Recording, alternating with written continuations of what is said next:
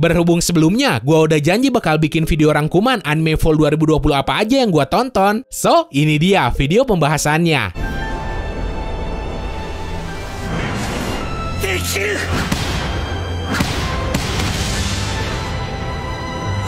Nah, sebelum masuk pembahasan, gue cuma pengen ngasih tahu kalau di daftar recommendation ini kagak ada anime sequel macam Haikyuu to the Top Core kedua, Golden Kamuy Season 3, Mahoka Koko Season 2, sampai Danmachi Season 3. Karena gue nganggepnya lu semua udah pada tahu tuh anime. Jadi, daripada menuhin list doang, akhirnya gue mutusin buat ngasih tahu anime-anime yang baru doang. Terus udah jelas, sebagai orang yang ngikutin ceritanya dari awal, udah pasti gue juga nonton anime-anime yang gue sebutin barusan. Nomor 1, Kuma Kuma Kuma Bear, tayang tiap hari Rabu. World Fantasy Online 世界初の VR MMO ファンタジー RPG 今はここが私の生きる世界だ。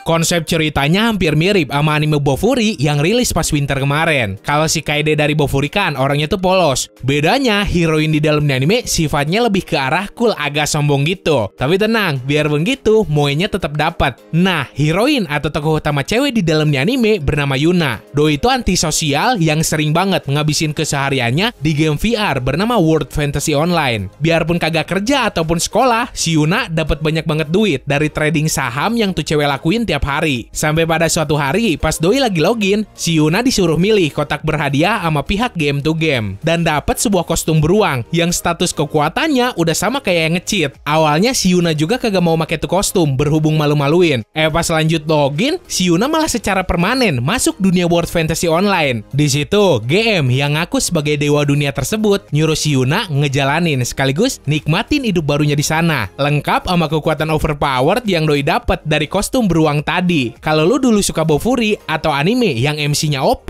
lu kudu nyobain nonton anime juga.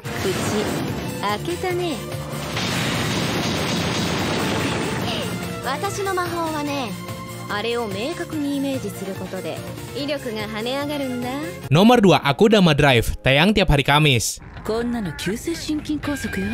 手術すればすぐ治るわ。あんた医者が早く病院へ。私がいればどこでも病院よ。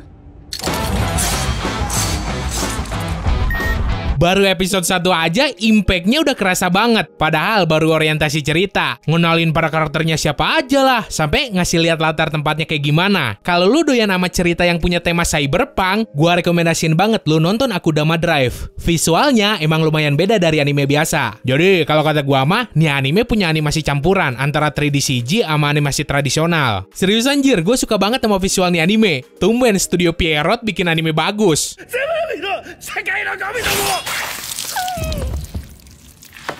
捕まえたならちゃんと殺してほしかったな。 Kansai, sebuah tempat yang sempat hancur akibat perang. Sampai kemudian daerah Kanto ngebantu Kansai buat bangkit. Yang bikin penduduk Kansai nganggep kalau Kanto tuh tempatnya para dewa. Di daerah Kansai bisa dibilang punya tingkat kriminalitas yang tinggi banget. Di sana para kriminal biasa disebut Akudama dan punya rank masing-masing, mulai dari D sampai S. Nah, semua cerita berawal pas 4 orang Akudama rank S disuruh sama entah siapa orangnya buat nyelamatin seorang terdakwa hukuman mati. Selama proses itu ada seorang cewek biasa yang kagak sengaja keseret jadi Akudama. Padahal doinya sendiri kagak tahu apa-apa. Terus ada juga Akudama rank D. Setelah tahanan tadi bebas, mereka semua malah dipaksa ngelakuin berbagai kejahatan yang lebih ekstrim lagi. Dan siapapun yang nolak, kepala mereka bakal auto lepas. So, cerita berfokus ke sebuah kelompok kriminal super yang terdiri dari 5 orang Akudama rank S, 1 warga biasa sama 1 Akudama rank D.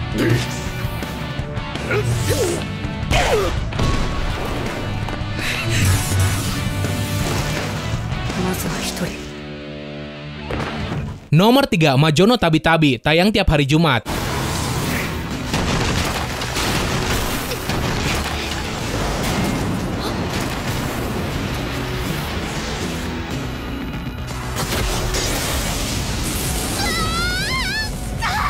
Lu kangen gak sama Kinonotabi? Nah, gua kasih nih anime yang konsepnya mirip banget gitu. Bedanya ya kalau di dalamnya anime ada sihir-sihirnya. Terus heroinnya juga sombongnya minta ampun. Mentang-mentang jadi lulusan termuda di akademi sihirnya. Terinspirasi dari seorang penyihir petualang bernama Nike. Seorang penyihir muda bernama Elaina ngelakuin sebuah perjalanan buat ngejelajah ke berbagai negeri sihir di dunianya. 2 episode pertama dari ini anime emang lumayan bertele-tele ceritanya. Di episode 1 fokus terus sama latar belakang si Elaina sampai akhirnya doi jadi penyihir. Di episode 2 orientasi ceritanya masuk ke pengenalan sistem sihir sama sistem kasta di dunia tersebut. Padahal si Elaina udah sampai di tujuan pertamanya. Meskipun iya di tempat pertamanya tersebut si Elaina udah dapet pengalaman jadi seorang guru dan ngebimbing penyihir muda. Baru deh di pertengahan episode 3 masuk ke arc utama yang ngehiasin petualangan si Elaina. Manis sampai pahit. Kalau dibandingin sama cerita Kinonotabi emang lumayan jauh. Berhubung Kinonotabi tema suramnya minta ampun banget yang kadang bisa bikin depresi. Sedangkan Majo no Tabi-Tabi ya biarpun kebanyakan cerah ceria masih ada lah plot twistnya dikit-dikit.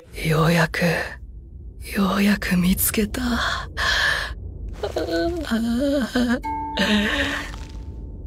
Konna kirei ni natte.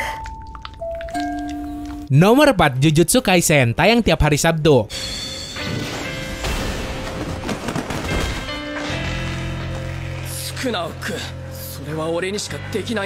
Oke, mungkin yang bakal gua omongin di sini kedengarannya klise banget. Tapi sejauh ini Jujutsu Kaisen lah anime yang paling gua suka nih musim. Gua kangen banget seriusan ada anime tema supernatural action yang bisa ngeeksekusi ceritanya secara rapi dan bikin gua ngerasa tertarik ngikutinnya. Jadi kagak cuma nunjukin monster ataupun hantu yang kagak punya pengaruh ke ceritanya sama sekali. Iya, gua tahu emang dasar anime shonen. Jujutsu Kaisen unsur genre shonennya kerasa banget. Entah dari konsep MC Zero to Hero-nya lah, latar waktu yang ngambil pas masih sekolah, sampai sifat si tokoh utamanya yang shonen banget.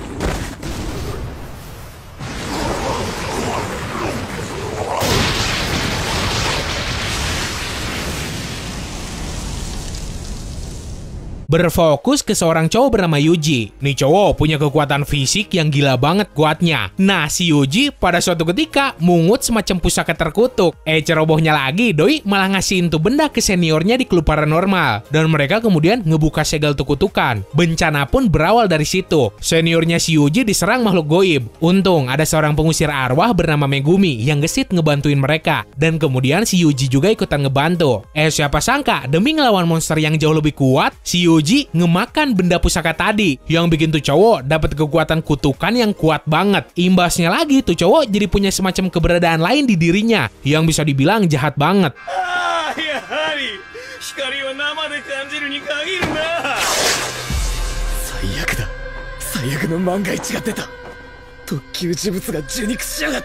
Nomor 5 Muno no Nana tayang tiap hari Minggu.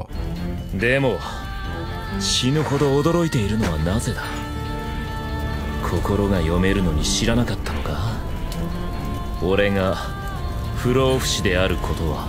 Di sebuah pulau terpencil, ada satu sekolah yang diisi sama para murid dengan kekuatan super semua. Para murid tersebut diisolasi ke pulau supaya mereka bisa latihan buat ngelawan semacam monster yang jadi musuh umat manusia. Awalnya cerita cuma ngenalin satu murid yang katanya kagak punya kekuatan sama sekali. Tuh murid namanya Nanao, yang aslinya doi nyembunyiin kekuatan miliknya, yaitu kekuatan buat ngenetralin kekuatan lain. Selang beberapa waktu, muncul 2 orang murid pindahan, cowok sama cewek. Yang cowok namanya Kyoya, orang yang belaga cool nyembunyiin kekuatannya. Yang cewek namanya Nana, orang yang ngaku punya kekuatan ngebaca pikiran. Ternyata si Nana ini punya misi ngebantai seluruh murid di dalam tuh sekolah karena alasan plot twist yang mantep banget. Sebenarnya gua agak bingung mau ngasih lu bocoran plot twistnya apa kagak. Berhubung gua sendiri pas tahu lumayan kaget anjir. Jadi kalau seandainya gua bocorin di sini, pengalaman lu nonton nantinya malah jadi kagak seru. Intinya kalau lu doyan nama cerita soal keseharian sekolah, thriller ditambah kekuatan super, silahkan langsung aja tonton nih anime.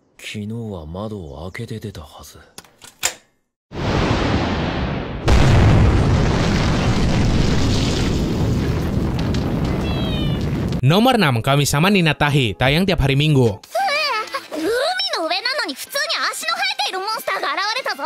こいつは普段海をどのように移動しておるのじゃ。バタ足だろうね。なんて無駄に労力を使うモンスターなのじゃ。 Kebayang gak gimana rasanya lu mungut loli yang ngaku-ngaku sebagai dewa dan bilang kalau dalam 30 hari dunia bakal hancur. Cowok bernama Yota lah yang mungut to loli sampai akhirnya tinggal serumah bareng. Awalnya tuh cowok juga cuma nganggep loli bernama Hina tersebut bocah Chunibyo yang nyasar. Setelah ngelihat berbagai prediksi atau ramalan yang si Hina lakuin terbukti bener, si Yota mulai percaya dan si loli dewa tersebut berniat minjemin kekuatannya ke si Yota sebelum dunia berakhir. Bukannya dipakai buat hal yang jauh lebih bermanfaat, si Yota malah pakai kekuatan tuh loli buat ngedapetin cinta gebetannya di sekolah. 私帰っていい？ダメなの？お疲れ様でした。じゃあまた明日。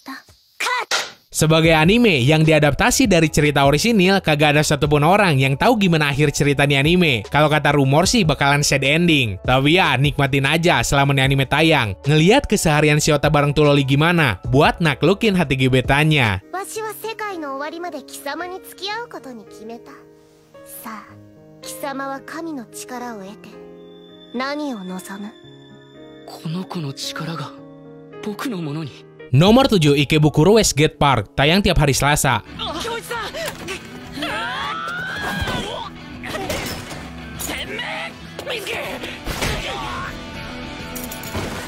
Vibe yang dibawain tuh mirip banget sama Durarara atau kalau kagak anime Ke. Berhubung pemimpin geng di dalam anime dipanggil King juga. Jadi sesuai judulnya, ceritanya berlatar tempat di Ikebukuro, nama suatu daerah di Jepang yang kental banget sama kehidupan malamnya. Di situ ada geng gede bernama G-Boys. Uniknya, biarpun jadi kelompok gangster, mereka berusaha ngilangin perdagangan narkoba sampai hal-hal kriminal yang ada di Ikebukuro. Nah, ceritanya berfokus ke seorang anggota bayangan bernama Makoto. Biarpun sering main bareng sama ketua G-Boys, doi kagak masuk ke kelompok. Terus doi juga punya koneksi yang lumayan luas. Bahkan kepala polisi Ikebukuro teman dekatnya tuh cowok. Nah, inti cerita tiap episodenya soal si Makoto yang sering banget nyelesain masalah-masalah kriminal di Ikebukuro. Tugas mulia tersebut emang sering berhasil, tapi hal itu tuh micu masalah yang lebih gede. Bahkan sampai bikin si Makoto kehilangan orang yang doi sayang. Nah, Hammer Bros って知ってるか？知らない。そうか。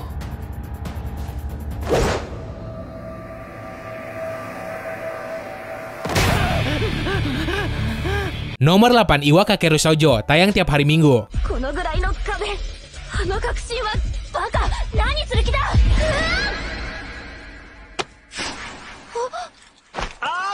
笠原選手、ここでフォールです。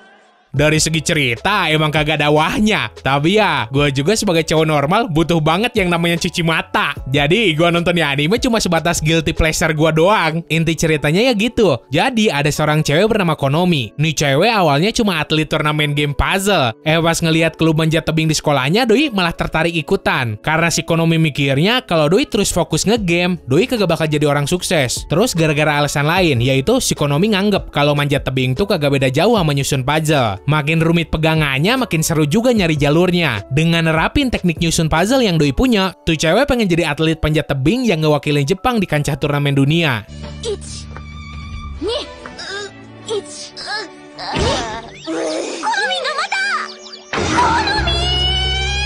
Nomor 9, Higurashi no Nakokoro Nigo, tayang tiap hari Kamis.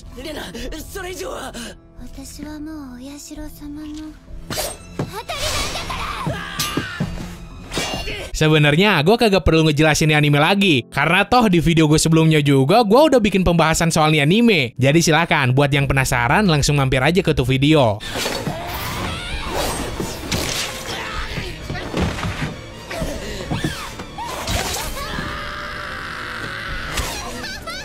Nomor 10, Kimi to Boku no Saigo no Senjo, tayang tiap hari Rabu. 聖剣星の裏切りの刃。 Berlatar di sebuah dunia di mana penyihir sama para manusia yang ngaku sebagai orang suci saling berperang satu sama lain selama beratus-ratus tahun. Ceritanya pun berfokus ke sebuah kelompok orang suci yang dikirim buat ngebasmi para penyihir. Di situ ada cowok bernama Iska. Padahal dulunya doi pernah ngebebasin penyihir yang ditawan kekaisarannya. Atas paksaan doi malah konflik lagi sama ras penyihir. Setelah bentrok sama kelompok yang dikirim juga sama pihak penyihir, terus ketemu sama seorang cewek yang jadi pemimpinnya. Selang beberapa waktu si Iska malah malah bikin selangkangan pemimpin penyihir tersebut becek. Jadi ya pada akhirnya mereka nyusun rencana buat bikin dua kubu yang lagi konflik ngebentuk sebuah perdamaian abadi.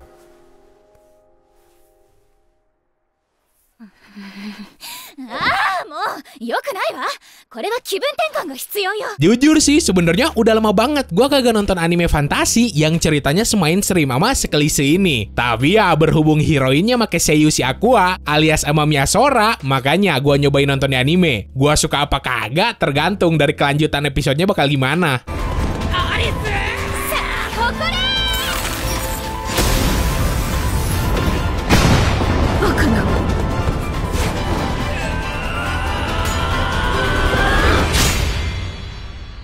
Oke, segitu aja buat hari ini. Kalau lo punya rekomendasian versi lo sendiri, lo bisa langsung komen aja di bawah. By the way, buat lo yang nanyain, "Bang, kok Tonikawa kagak masuk?" Iyalah, orang gua kagak nonton. Kata yang lain sih emang bilangnya bagus, tapi gua kagak lagi mood ngeliat anime romance alay yang cuma ngasih lihat keuuan pasangannya doang. Ibaratnya kalau Dojin tuh genre vanilla, sedangkan gua doyannya baca NTR. So, kalau misal lo pengen updatean video lagi dari Distrik Anime, silakan lo bisa langsung tampar aja tombol subscribe-nya. Logikanya gini, kalau kagak ada yang subscribe, ngapain juga gua bikin video lagi? Toh kagak ada yang pengen lihat. So, semoga lo enjoy dan bisa nambah daftar tontonan anime lo. Sekian dari gua, sorry kalau udah salah-salah kata. Bye!